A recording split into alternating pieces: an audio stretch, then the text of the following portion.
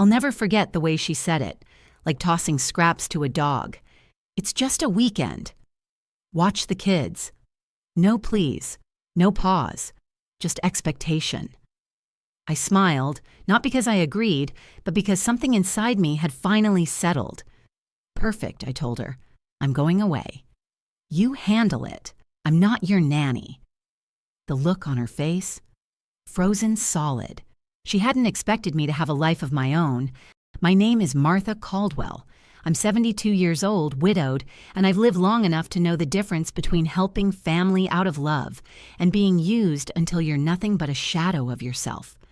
Before I begin, let me ask you, where are you watching from? I'd love to know. Maybe you're sitting in a cozy living room with your tea, or maybe you're half a world away searching for a story that feels a little too close to home. Either way, thank you for listening to mine. Now, let's start at the beginning. It was a Friday morning, the kind that smells faintly of coffee and laundry soap when the week is closing, but the weekend hasn't quite arrived. I was sitting at my kitchen table paying bills with my checkbook. Yes, I still keep a paper ledger because some things don't need to change. That's when the door swung open. Jessica, my daughter-in-law, breezed in like she owned the place. No knock, no call ahead. She never did. She had that permanent perfume cloud and her sunglasses still perched on her head, though she'd been inside long enough to know better.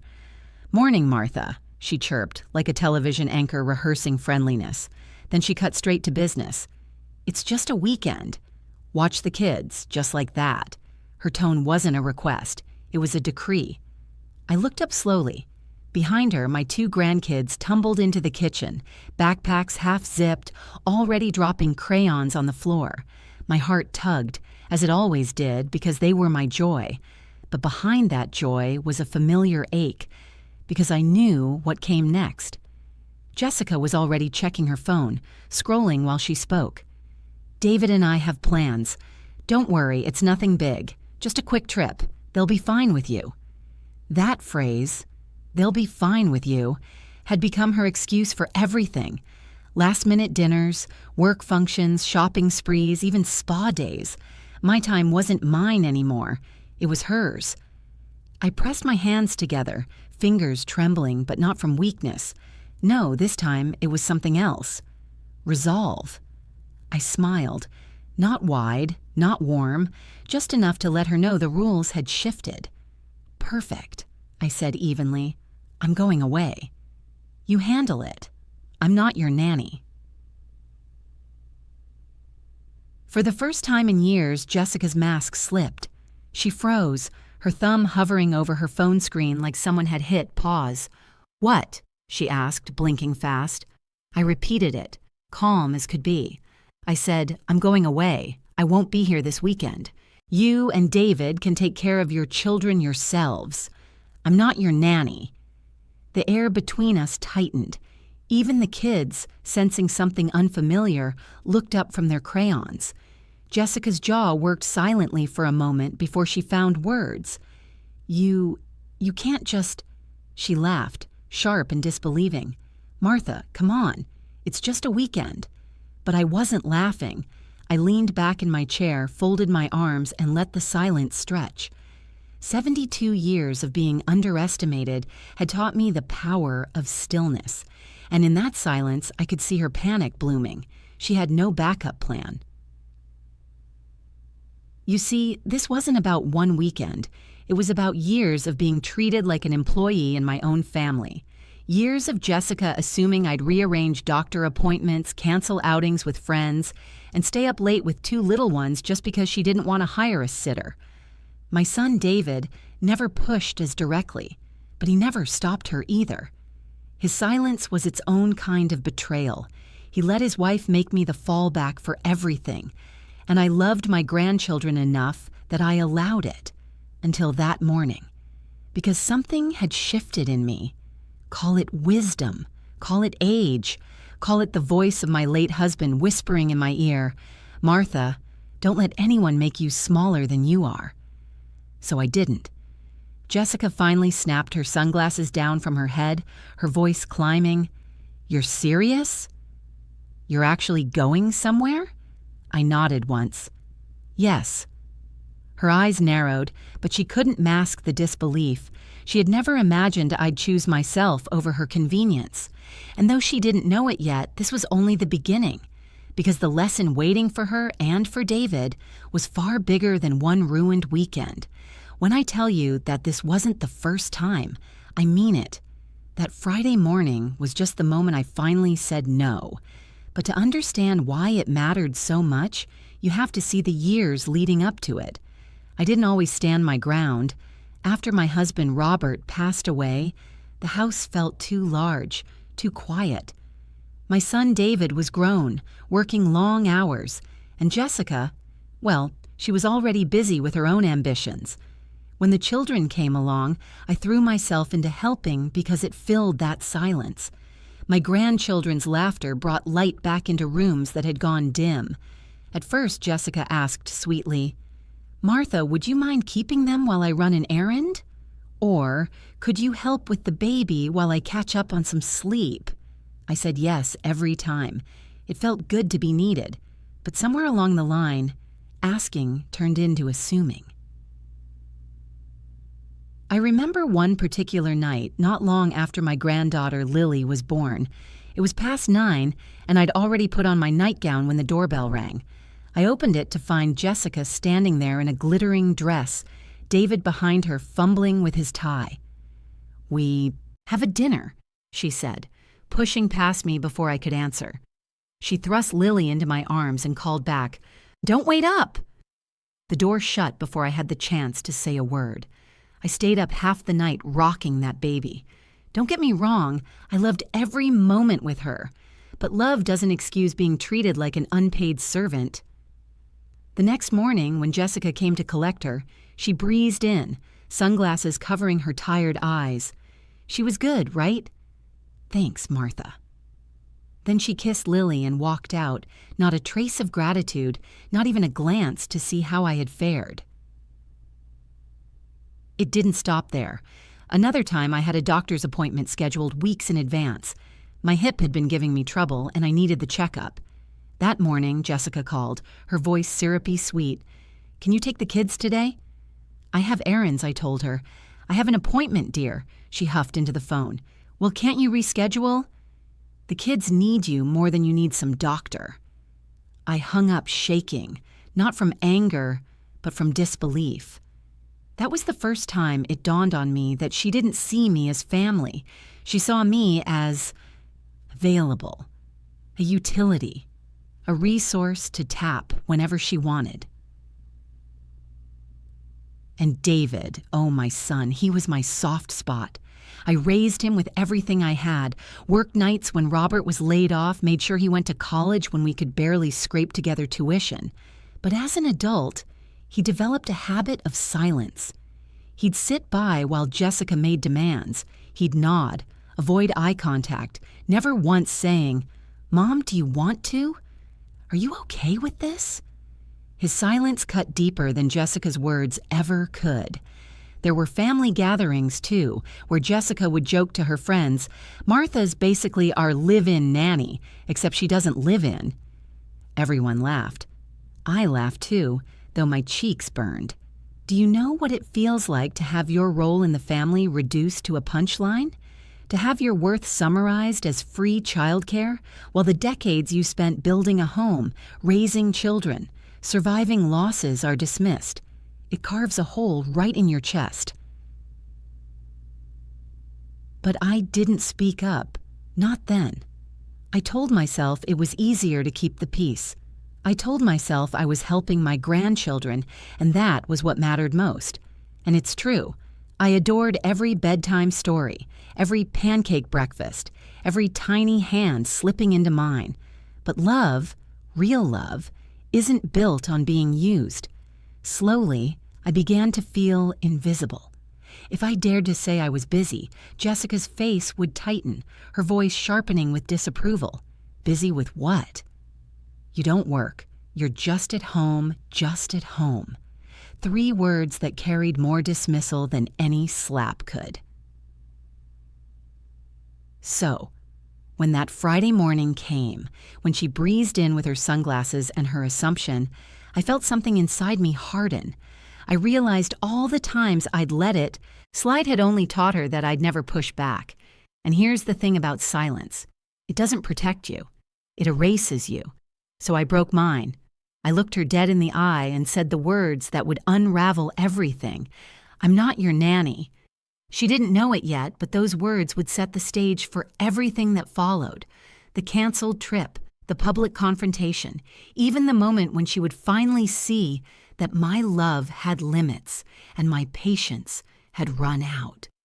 Because for the first time, I was no longer willing to be invisible. The Friday morning exchange should have been the end of it.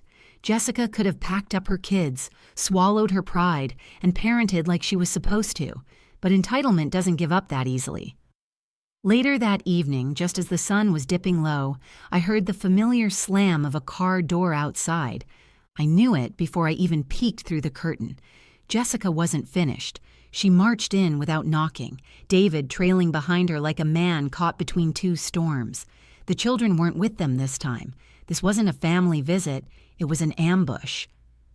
"Martha," Jessica started, her voice sharp but coated with sugar. "We need to talk." I folded my hands in my lap, stayed seated at the kitchen table. If she wanted to deliver demands, she could do it while I was comfortable. She sat across from me, leaned forward. "I don't know what that little scene was this morning, but we really need you this weekend." It's important David shifted uncomfortably by the counter, running his hand through his hair, avoiding my eyes. I let the silence sit for a long moment before answering. "Jessica, I told you already. I have plans. You and David will need to handle the children yourselves." Her eyes widened, then narrowed. "Plans? You don't work, Martha. What could possibly be more important than your grandchildren?" I took a slow breath, steadying the tremor in my chest.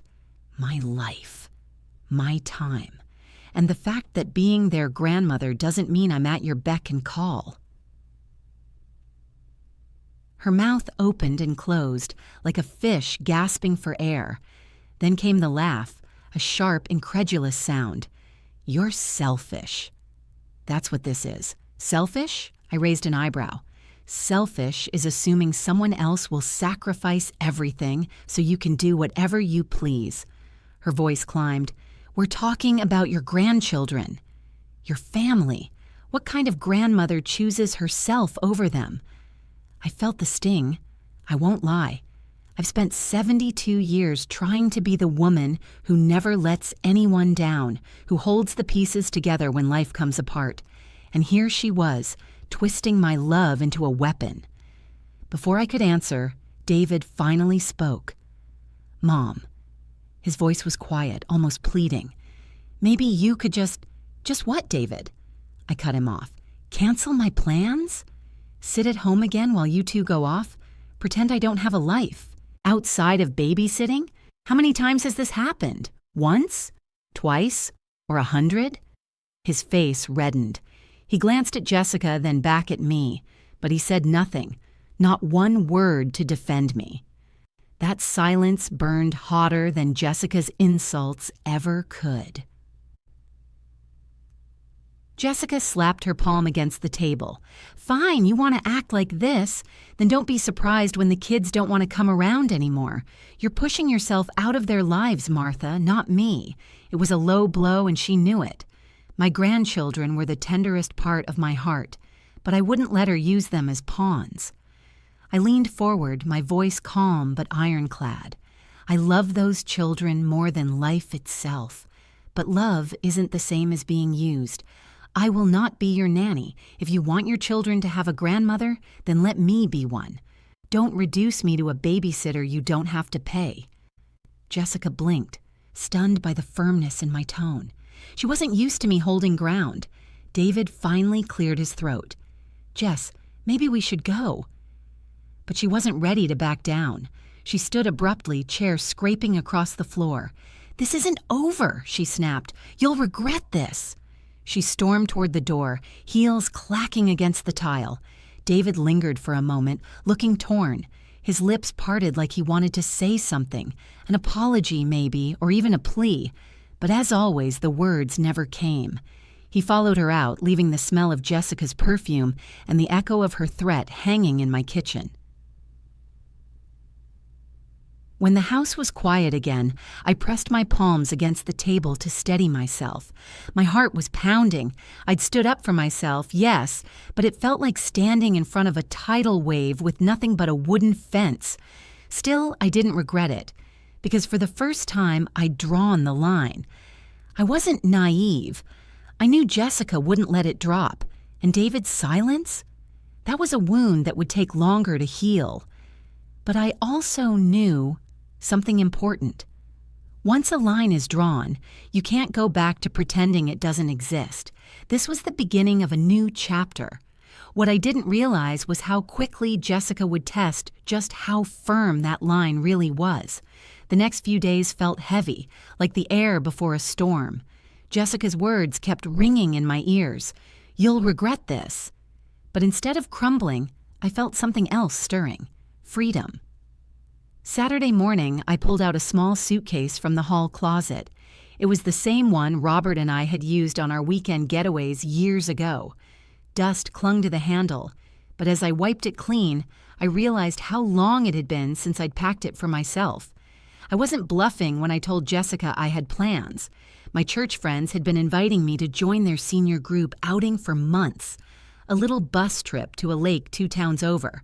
Nothing extravagant, just a weekend of laughter, meals together, and the simple joy of being around people who valued me. For once, I said yes. Jessica, of course, didn't know that.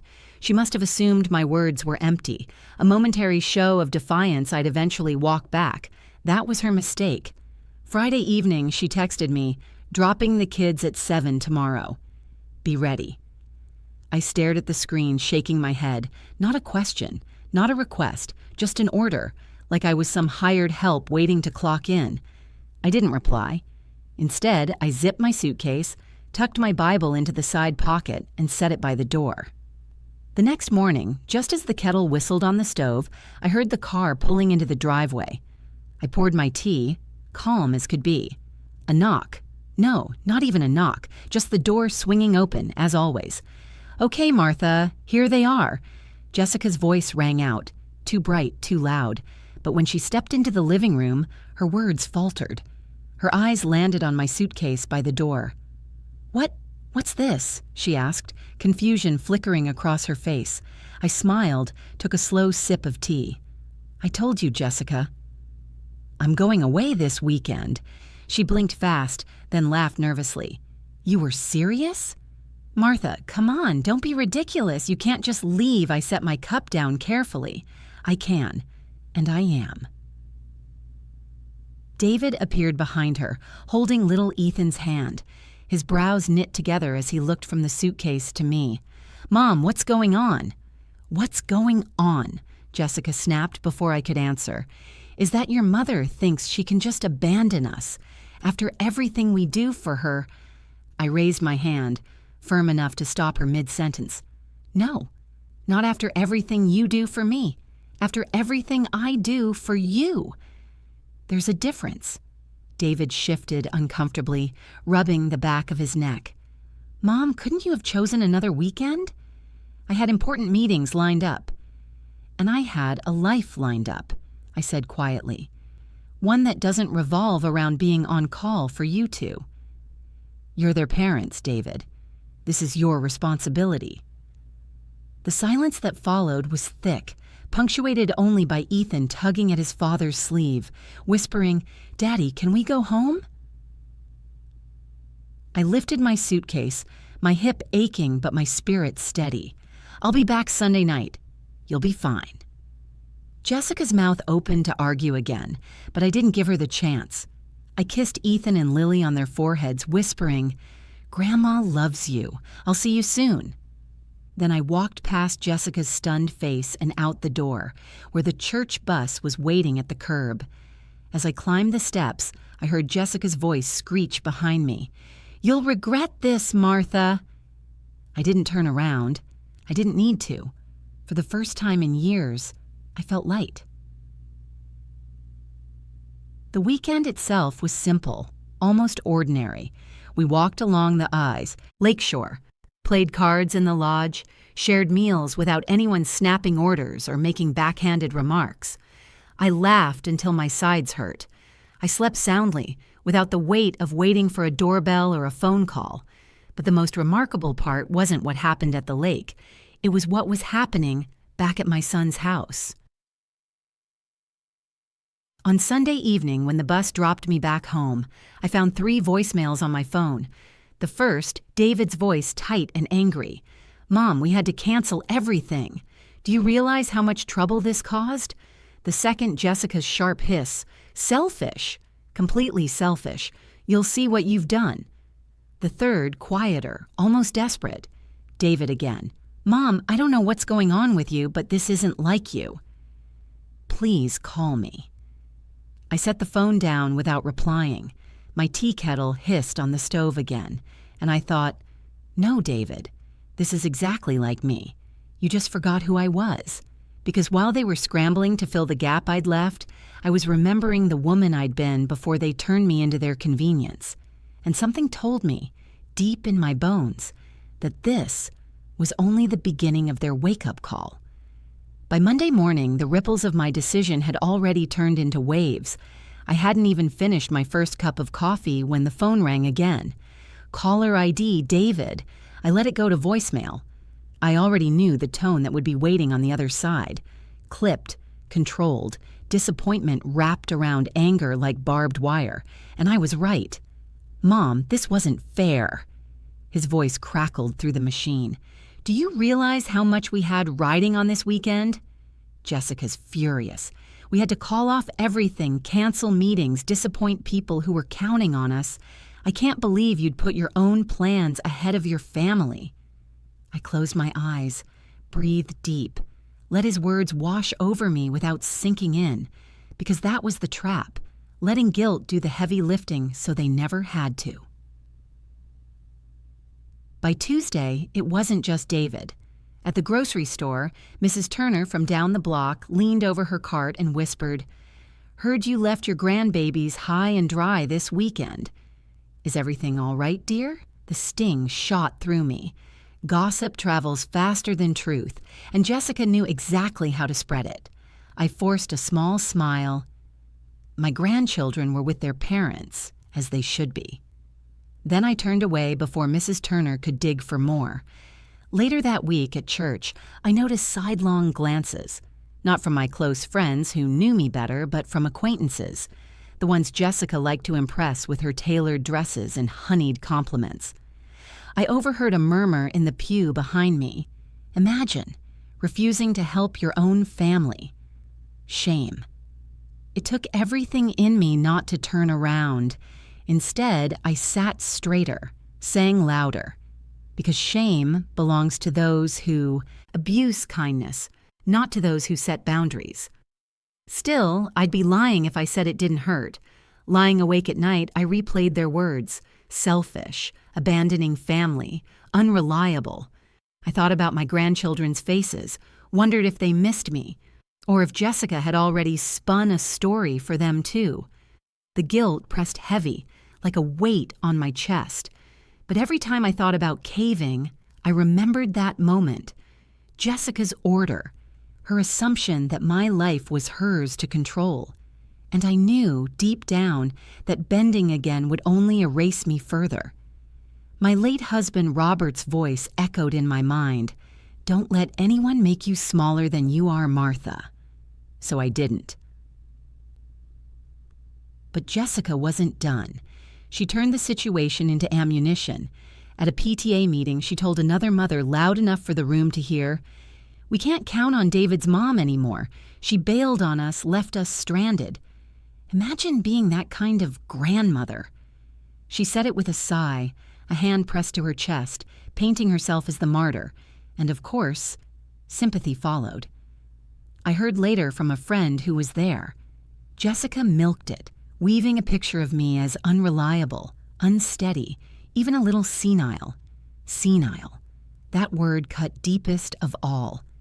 At 72, I still cooked, gardened, paid my bills, drove myself wherever I pleased. I wasn't slipping, not in body, not in mind, but it was easier for Jessica to paint me as fragile than to admit the truth. I had drawn a line she didn't like. David, meanwhile, stayed caught in the middle. He called less often, and when he did, the conversations were clipped. "Mom, Jess is just stressed," he'd say, his voice tight. "You could have helped out this one time." "One time?" I asked quietly. "David, how many one times have there been?" He didn't answer. Silence again. Always silence. I wanted to shake him, remind him of the nights I stayed up sewing his school costumes, the double shifts I worked so he could have new shoes, the years Robert and I sacrificed so he could go to college. But reminding him felt pointless. He'd chosen to forget, or maybe it was easier for him not to see. And that silence, his silence, burned hotter than Jessica's lies. The only solace I had came from the smallest voices. A week after the ruined weekend, I received a crayon-scrawled card in the mail. It was from Lily, my granddaughter. "I love you, Grandma. I miss you. Mommy said you were sick, but I know you're not. Come see me soon."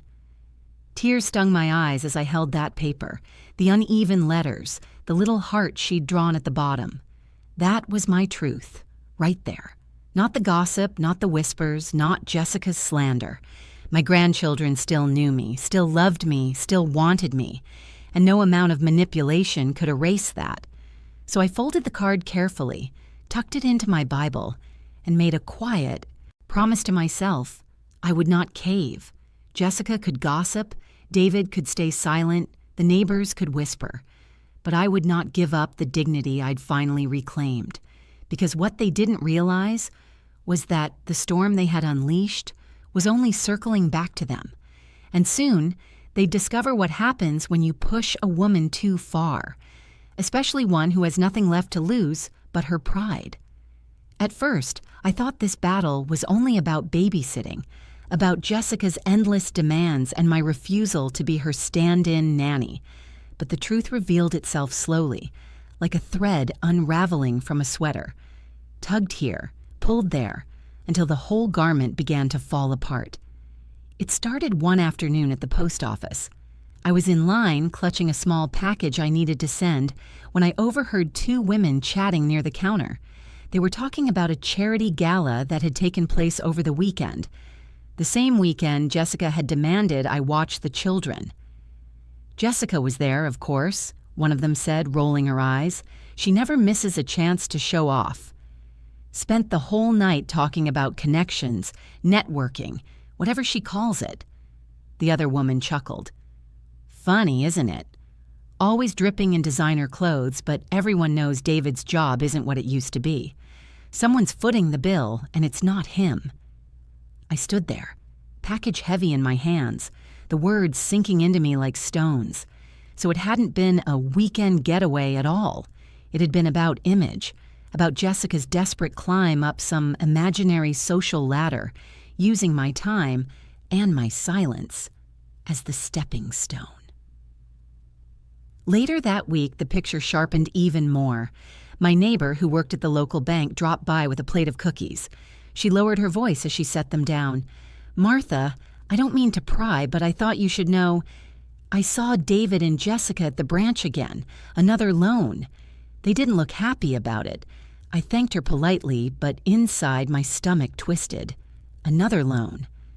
Suddenly things began to click.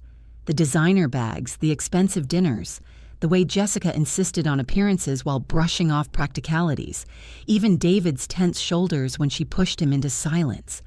They weren't just leaning on me for childcare. They were drowning. Financially, emotionally, maybe even in their marriage. And instead of facing it head on, Jessica had built a fortress of image, a facade polished to perfection. And she wanted me, the aging mother-in-law, invisible in the background, holding her children, covering her responsibilities, so she could shine without cracks showing. I thought back to a moment months earlier. Jessica had hosted a dinner at their house, a few of David's colleagues present. I'd cooked half the meal in advance, carried it over in foil pans. When one of the guests asked about the food, Jessica laughed lightly and said, "Oh, Martha helped out. She likes to feel useful. I hadn't realized then just how carefully she'd been placing me in a box. Helpful when convenient, unseen when not. The gala weekend wasn't about rest. It was about making sure she could parade herself without having to worry about her children, without risking that her carefully crafted image might smudge. And me? I was the rag she thought she could use to polish it." That night, I sat at my kitchen table with the lights dim, Lily's crayon card open beside me. I traced her uneven letters with my finger and let my mind wander back to Robert. He'd been a proud man, but never proud at the expense of dignity. He worked with his hands, came home with dirt under his nails, but he never pretended to be something he wasn't. He used to say, "Truth has a way of rising, Martha. You can bury it under silk and champagne, but it'll claw its way back out." And I realized then Jessica was burying more than she could carry. The gossip about me had stung, but I began to see it for what it really was, a diversion. If she could paint me as selfish, unreliable, even senile, then maybe people wouldn't notice her own cracks. Maybe they wouldn't see that the Caldwell family wasn't as perfect as she wanted them to believe. But the problem with building walls of lies is that they eventually collapse. And when they do, the fallout is twice as harsh. I wasn't going to rush that collapse. I wasn't going to storm in and expose her. Not yet. But I knew, deep in my bones, that the storm was already gathering. And when it broke, Jessica would learn a lesson far greater than what one weekend without me could teach. The Monday after learning about the gala and the loans, I woke with a clarity I hadn't felt in years. My whole life, I defined myself through service. To Robert, to David, to my grandchildren. There's honor in service, yes, but there's danger, too. Because when you give and give without pause, people stop seeing you as a person. They start seeing you as a resource. So I decided that week that I would stop being invisible. The first step was small, almost laughably so. I signed up for the art class at the senior center. I'd passed their flyers a dozen times. "Beginner's watercolors," it said, cheerful in pastel ink. Every time I'd thought, maybe later, when things are quieter, but later had a way of never coming. So I walked into that center, my cane tapping on the floor, and wrote my name on the sign-up sheet. The woman at the desk beamed. "We'd love to have you, Mrs. Caldwell." That night, I bought a set of brushes and a little sketch pad. And for the first time in decades, my evening wasn't about waiting for the phone to ring, dreading Jessica's next demand. It was about color, shape, water, flowing across paper. Imperfect, yes. But mine. The next step was volunteering at the library. They needed someone to read stories to children on Saturdays. I laughed to myself when I heard it. Imagine, Jessica, thinking I have nothing better to do, and here I am surrounded by children who actually want me here. The first Saturday I sat in the children's corner, picture book in hand, while a circle of little faces leaned in with wide eyes. "Read another one, Mrs. Caldwell," they begged. When I walked home that afternoon, the sun warm on my shoulders, I realized my heart felt light again. Not because I distanced myself from David and Jessica, though that mattered, but because I'd begun building something outside them. Meanwhile, Jessica was struggling. The absence of my ready hands showed quickly. I heard through the grapevine, the very same gossip circle she'd used against me, that she'd been late picking Lily up from school twice, that Ethan had shown up to soccer practice in mismatched socks and no shin guards. These were small things, of course, but in Jessica's world of appearances, small cracks looked like gaping holes. Her perfect facade was harder to maintain without me patching the gaps. At church, I overheard her whispering frantically to another mother, "I don't know how anyone manages without help." "Honestly, it's exhausting." The woman replied flatly, "Most of us just do it, Jessica." I almost smiled into my hymnal. David, for his part, seemed worn thinner by the week.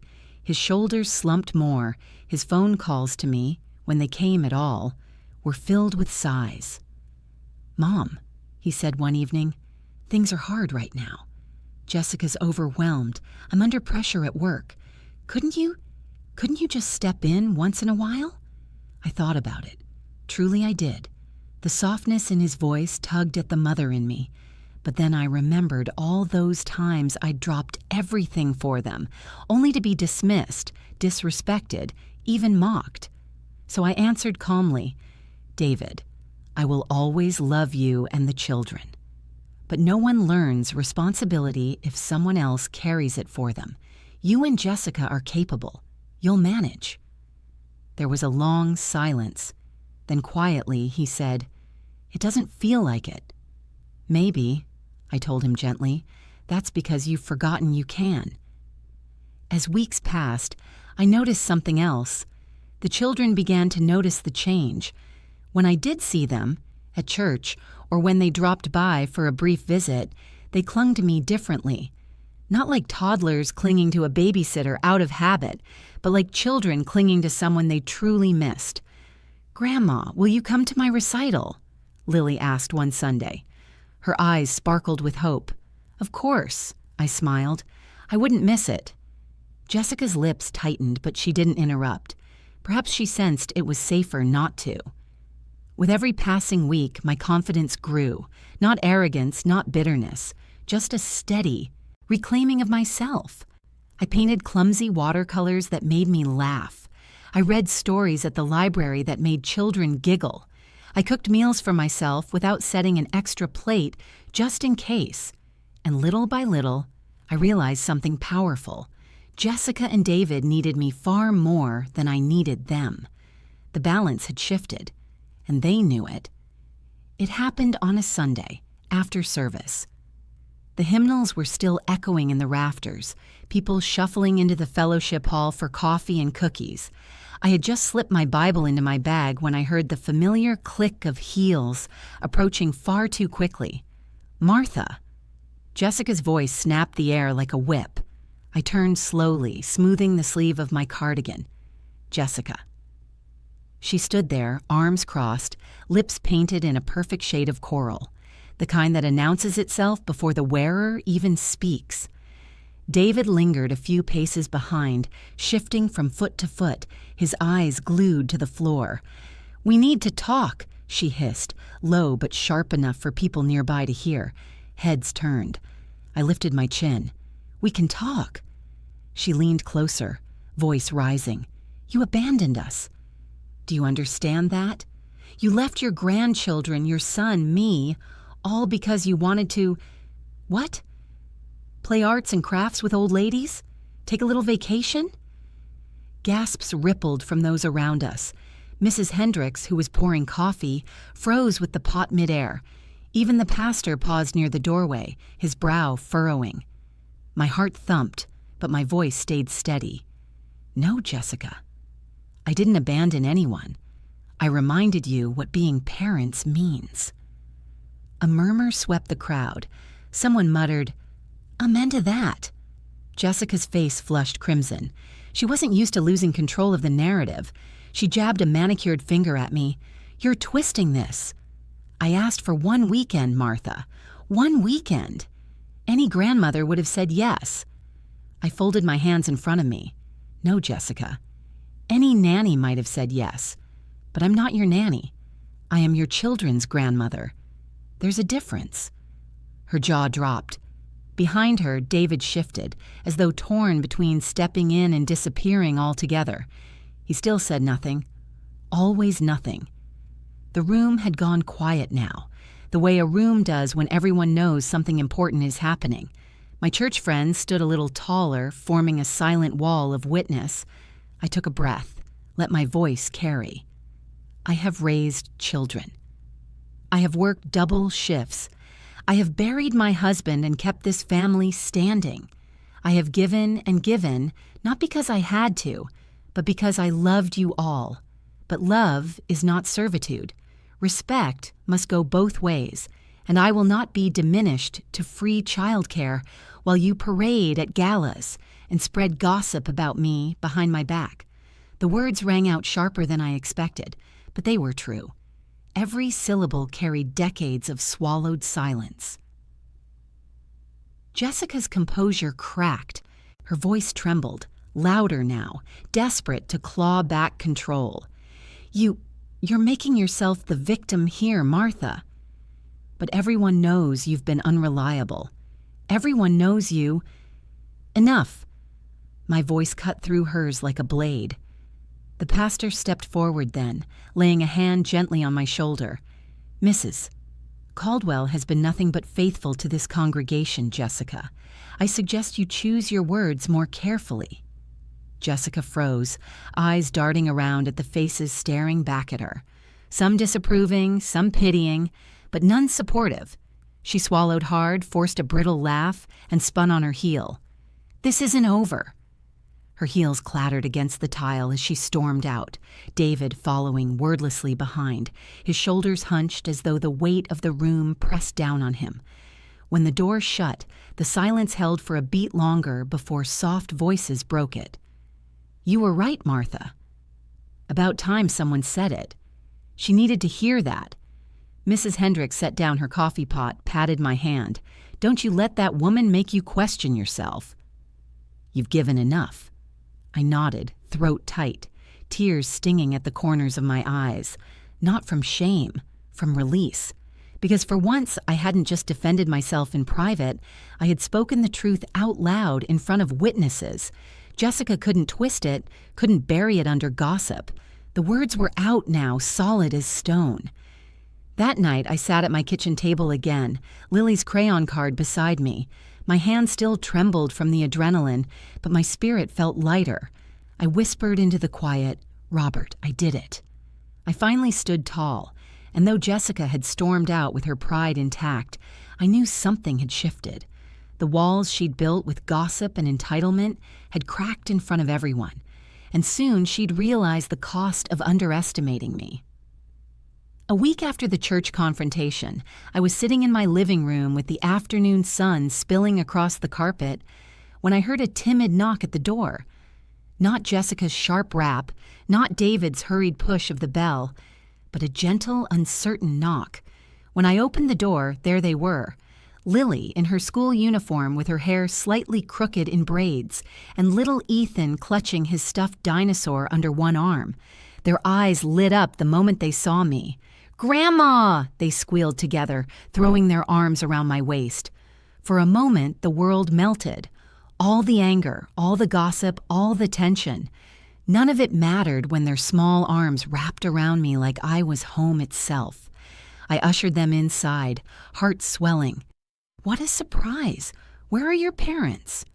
Lily wrinkled her nose. In the car. They're fighting. I sighed, not surprised.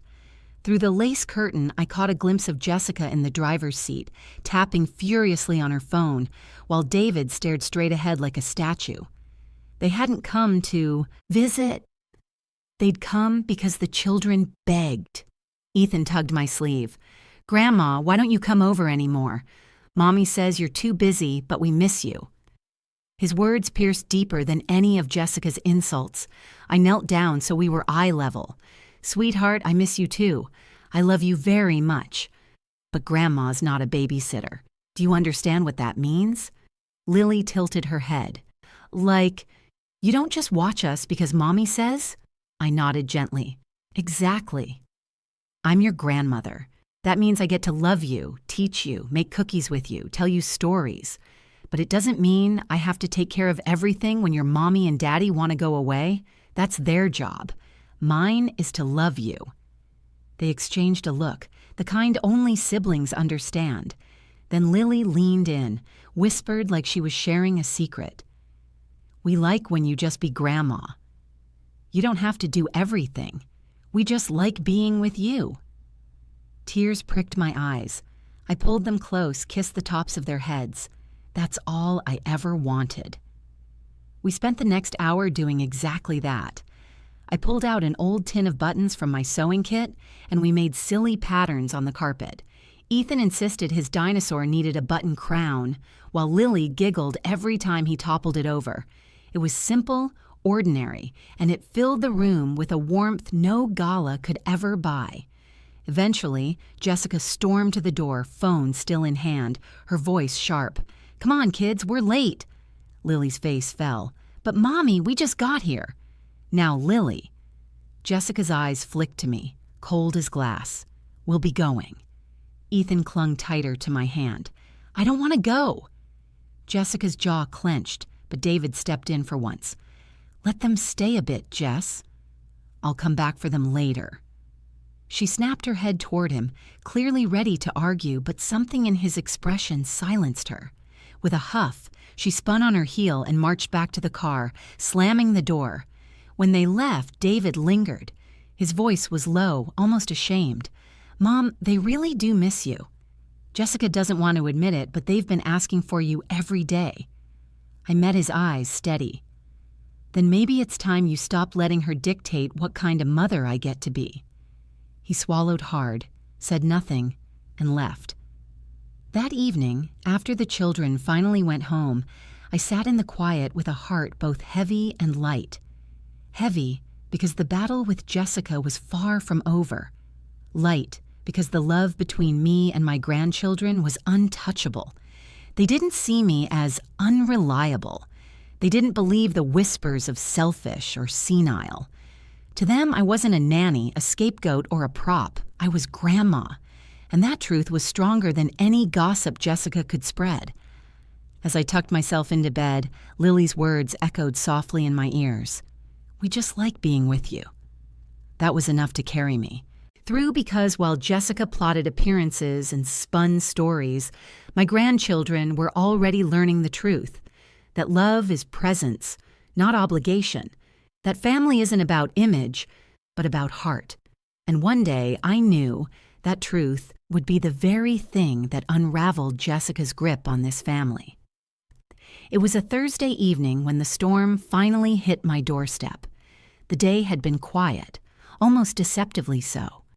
I'd spent the afternoon tending my roses, humming softly, letting the scent of earth and petals soothe me. But as the sun dipped low, headlights swept across my living room window, and before I could rise from my chair, the door burst open. Jessica stormed in first, eyes blazing, voice already raised. David followed close behind, his shoulders tense, face pale. "Martha," Jessica snapped, "we need to talk." Now I set down my teacup slowly, as though buying myself a few precious seconds of calm. "Come in, then," I said evenly, though they already had. Jessica slammed her purse on the table, the sound sharp enough to make me flinch. "We are drowning. Do you hear me? Drowning. And you sit here painting pictures and sipping tea like nothing's wrong." I blinked, taken aback by the venom in her tone. "Jessica, what are you talking about?" David rubbed his temples, sighed heavily. "The loan, Mom. The credit cards. Things are bad. We needed that weekend. It wasn't just for fun. It was for networking, for securing opportunities, and you ruined it." The words hung between us like smoke. For a moment, I just stared at them, my heart sinking. "So this isn't about one weekend," I said slowly. "This is about money." Jessica laughed bitterly. "Of course it's about money. What do you think holds a family together? Love? Hugs and bedtime stories? Grow up, Martha. We needed you to step up, and instead you abandoned us." I stood, hands steady against the table. "Abandoned you?" "Jessica, I've given years of my life to helping you. I've rocked your babies, cooked your meals, even paid for more than one of David's emergencies when you two couldn't manage. Don't you dare stand in my home and accuse me of abandonment." Her face twisted. "Oh, please. You think covering a few bills makes you a saint?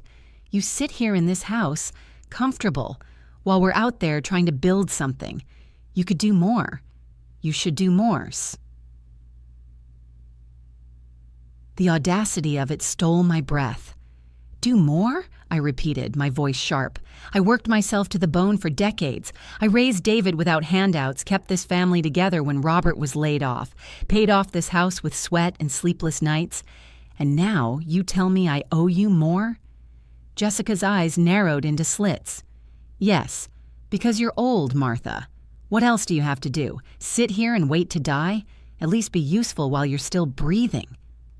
The words struck like a slap. David's head jerked up, his eyes wide. Jessica, he began, but she cut him off with a glare. I swallowed hard, forcing my voice not to shake. I am not a burden, Jessica, and I am not your safety net. I am a woman who has already lived a full life, and I will not let you drain what's left of it because you can't manage your own choices. David finally stepped forward, his face drawn, torn between loyalty to his wife and shame before his mother. Mom, we just need help. Please. The kids, the house, the bills. We can't do it all, I softened. Just for a moment, at the sight of my son, the boy I'd once held against my chest, the man now unraveling before me. David, I love you. I love those children. But helping out of love is different than being used, and right now, you're asking me to sink with you. I can't, Jessica threw up her hands. Unbelievable, she's heartless. No wonder people are saying she's losing it. Senile old woman clinging to her pride while her family suffers. That was the final straw. My voice cut through hers like a blade. Senile? No, Jessica. Clearer than ever. And let me tell you something. The day you called me old and useless was the day you showed me who you are, and I won't forget it. The room went still. David's shoulders slumped.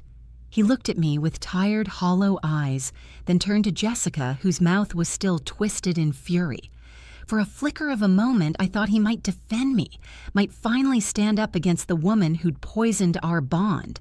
But as always, silence was his refuge. Without another word, they stormed out, the door slamming so hard the walls rattled. I stood alone in the quiet, the echoes of their anger still vibrating in the air. My chest ached, not from weakness, but from the weight of betrayal. That night, as I lay in bed staring at the ceiling, one truth carved itself into my heart. This wasn't about babysitting. It wasn't about one weekend. It was about power. Jessica wanted control, and David let her have it. But they had underestimated me. I was done being their lifeline, and soon they'd learn what it meant to sever that cord. After that night, after Jessica spat words like senile and useless into my own living room, I knew the time for half measures had passed. I could no longer rely on hints or gentle refusals. This family needed a lesson carved deep enough to leave no doubt, so I began to plan. I didn't tell them right away. I let the days pass, each one filled with the quiet rhythm of my life, tending my roses, reading at the library, painting my crooked watercolors. But behind it all, I was preparing. I called David one evening, my voice calm, almost sweet. Why don't you all come over for dinner this weekend? Just family, I'll cook something special. There was a pause on the line, then a weary sigh. All right, Mom. Jessica's voice floated faintly in the background, sharp with suspicion. What does she want now? I smiled to myself. She'd find out soon enough. That Saturday, I set the table with care. The old lace tablecloth Robert's mother had passed down, the good china that had been collecting dust since Christmases past. I roasted chicken, baked potatoes, steamed green beans. The house smelled of garlic and rosemary, warm and inviting. When the doorbell rang, for once they knocked, I opened it to find Jessica with her practiced smile, David with his slumped shoulders, and the children beaming. "Grandma!" Ethan cried, darting past his parents to hug me.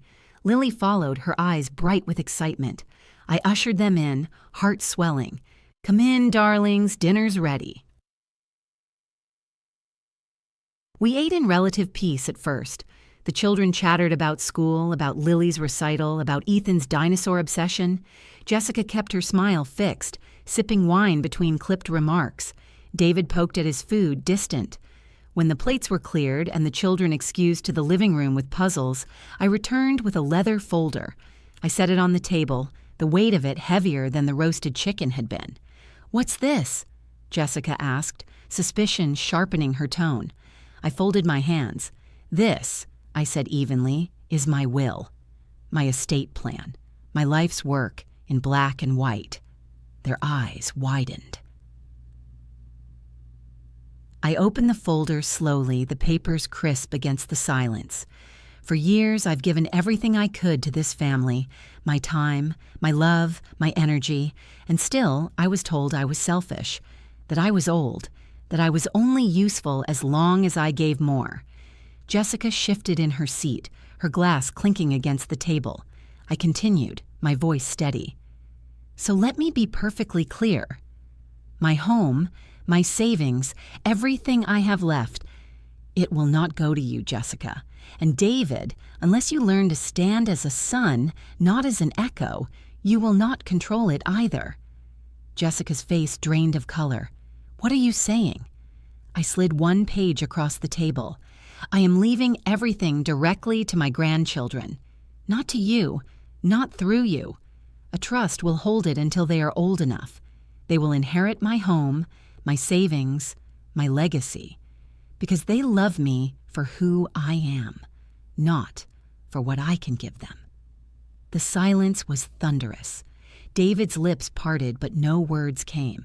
Jessica's hand shook as she snatched the paper, eyes scanning furiously. "You can't do this," she spat. "You don't have the right." I leaned forward, my gaze sharp. "I have every right. This house is mine, my money is mine, and the law is very clear. Respect is earned, love is shared, entitlement gets nothing." Jessica's face contorted, her composure crumbling. "You're punishing us." "No," I said softly, "I'm teaching you. I am not your nanny. I am not your bank. I am your mother, David, and if you want me in your lives, you will treat me as such." The weight of my words filled the room. David finally buried his face in his hands, groaning. Jessica pushed her chair back violently, the legs screeching against the floor. "This is outrageous." "You'll regret this, Martha. I swear you will." But even as she stormed toward the door, I saw the fear in her eyes, the crack in her armor. David lingered, torn between following her and staying. His voice trembled. "Mom, why did it have to come to this?" I looked at him with all the love and sorrow in my heart. "Because silence made it worse, David. And I won't be silent anymore." As the door slammed behind them, I sat back in my chair, the folder still open, the papers spread like proof of a war finally declared. My hands trembled, but not from fear, from release. The lesson was on the table now, written in ink, undeniable. And whether they accepted it or not, they could never again pretend I was invisible. The house felt eerily quiet after they left, the air still trembling with the echoes of Jessica's outrage. I sat there at the table for a long time, the will still spread before me, the lace tablecloth wrinkled beneath my hands. For the first time in years, I didn't feel small. I didn't feel like a shadow in my own family. I felt solid, but I also felt the ache of a mother whose son had sat silent for too long, whose love had been twisted into expectation, whose sacrifices had been forgotten until she forced them into memory. I blew out the candles on the table one by one, whispering to myself, "It's done." The following morning, I wasn't surprised when my phone rang. David. His voice cracked the moment I answered. "Mom." A long pause, then a shaky breath. "I'm sorry." For everything I closed my eyes, tears burning. I'd waited so long to hear those words. He went on, his voice breaking. "I let her talk over you. I let her. I let her make me forget everything you've done for me, and I knew better. God, I knew better, but I stayed quiet, and that hurt you more than anything. I pressed the phone to my ear, letting the silence speak for me. He needed to say this, and I needed to hear it. "Jessica's furious," he admitted. "She says you're cutting us out, that you've ruined everything." "But Mom, she's wrong. You didn't ruin anything. You reminded me who you are, who you've always been, and who I should have defended all along." For the first time in years, I heard my son's true voice, not muted, not cautious, not filtered through Jessica's control, just David. "I don't want to lose you," he whispered. "You won't," I said softly, "but you may have to lose the way things used to be. Because I won't go back to being silent, David. I won't go back to being used, I understand," he said. And for once, I believed him. Jessica, on the other hand, doubled down. Word spread quickly that she'd been seen storming into the bank, demanding to speak with someone about options. At the next PTA meeting, she made a grand show of laughing about silly rumors, though her hands shook when she poured coffee. She avoided me entirely, but I could feel her eyes burning whenever we ended up in the same room. Pride is a dangerous thing. It can keep a person from seeing their own reflection, even when the mirror is shattering in front of them. But her pride didn't matter anymore. I hadn't taken this step for Jessica. I'd done it for myself, for my grandchildren, for the truth. The children, bless their tender hearts, seemed untouched by the storm their parents stirred. When Lily came over for her recital dress rehearsal, she twirled in my living room, her eyes sparkling. "Mommy says you're being difficult," she confessed innocently, "but I told her you're just being Grandma." I laughed through tears, out of the mouths of babes, as they say. Ethan climbed into my lap with his dinosaur, pressing his cheek against mine. "I love you, Grandma. Don't let Mommy make you sad." And in that moment, I knew I'd chosen right, because no inheritance, no will, no piece of paper mattered as much as the love those children carried for me. Pure, untainted, unmanipulated. Weeks passed, and something remarkable happened. The gossip about me slowed, then stopped. The story shifted. People at church who once whispered selfish now nodded to me with quiet respect. Neighbors who once pitied Jessica began to see through the cracks in her perfection.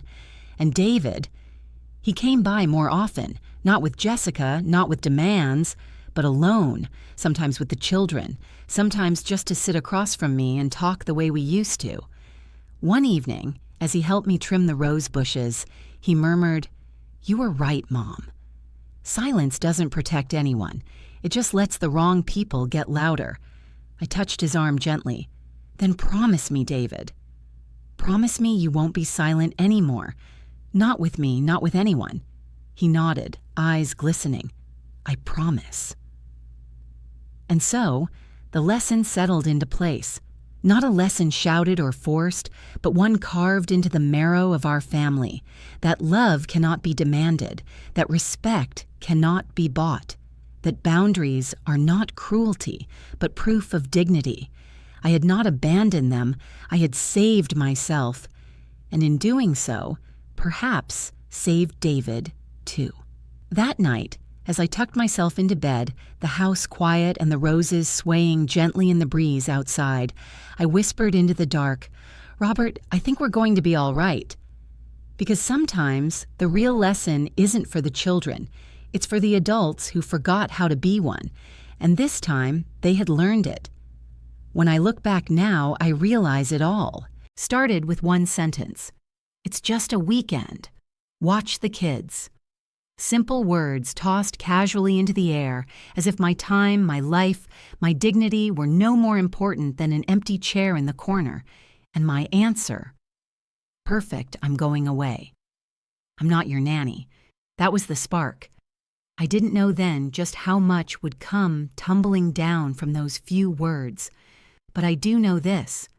Sometimes it takes a single act of defiance, quiet but firm, to change the course of a family. In the weeks that followed my dinner table declaration, life didn't magically smooth out.